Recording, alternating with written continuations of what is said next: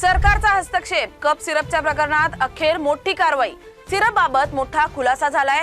महाराष्ट्रात एक अशी धक्कादायक घटना घडली जिच्यामुळे संपूर्ण देश हादरलाय। लहान मुलांच्या मृत्यूमागचं कारण एक विषारी कप सिरप। होय, हे ऐकून धक्का बसेल, पण हे खरंय। मध्य प्रदेशात 14 आणि राजस्थानमध्ये 3 मुलांचा मृत्यू झाल्यानंतर या प्रकरणात सरकारच्या कानावर धडक दिली गेली। या सिरपचं नाव आहे कोल्ड्रिफ्ट कप सिरप आणि तपासात समोर आलंय की या सिरपमध्ये 48.6% डायथिलीन ग्लायकोल हा अत्यंत विषारी रासायनिक घटक आढळलाय।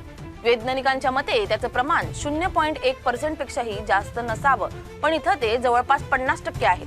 याचा परिणाम मुलांच्या मूत्रपिंडावर झाला, ते गंभीर आजारी पडले आणि अखेर त्यांचा मृत्यू झाला।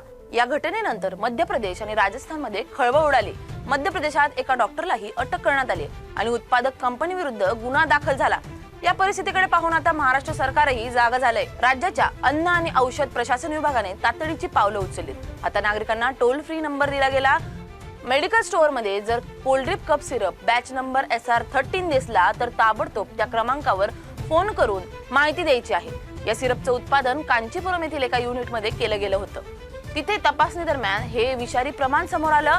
यामुळे केंद्र सरकारनेही सर्व राज्यांना सतर्क राहण्याचे निर्देश दिलेत। आता तमिळनाडू, केरळ आणि मध्य प्रदेशात या सिरपवर तात्पुरती बंदी घालण्यात आली असून दरम्यान नागपूरमध्येही अन्न व औषध प्रशासन विभाग अलर्ट मोडवर आहे, कारण तिथेही काही संशयास्पद बालमृत्यूंची प्रकरणं तपासणीसाठी पाठवण्यात आली आहेत। रुग्णांमध्ये ॲक्यूट एन्सेफेलायटिस सिंड्रोम, मेंदू ज्वर सारखी लक्षणं आढळली, पण प्राथमिक चाचण्या नकारार्थी आल्याने अजूनही त्या मृत्यूंचं गूढ कायम आहे। सर्वांचं लक्ष आता पुण्याच्या राष्ट्रीय विषाणू प्रयोगशाळेतील NIV तपासणी अहवालाकडे लागलंय।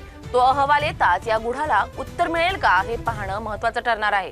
तोवर सरकारने स्पष्ट केलं आहे, जनतेनं सावध राहावं आणि कुठेही औषध दिसल्यास तात्काळ कळवावं। एक लहानशी बेफिक्री आणि त्याची किंमत निरपराध चिमुकल्यांच्या जीवांशी भरावी लागली। ही घटना केवळ औषध उद्योगालाच नाही तर संपूर्ण देशाला जाग करणारी ठरली आहे। ही होती कथा। सरकारच्या हस्तक्षेपानंतरही उशीर का होईना, पण एका विषारी सत्य उघड झालंय।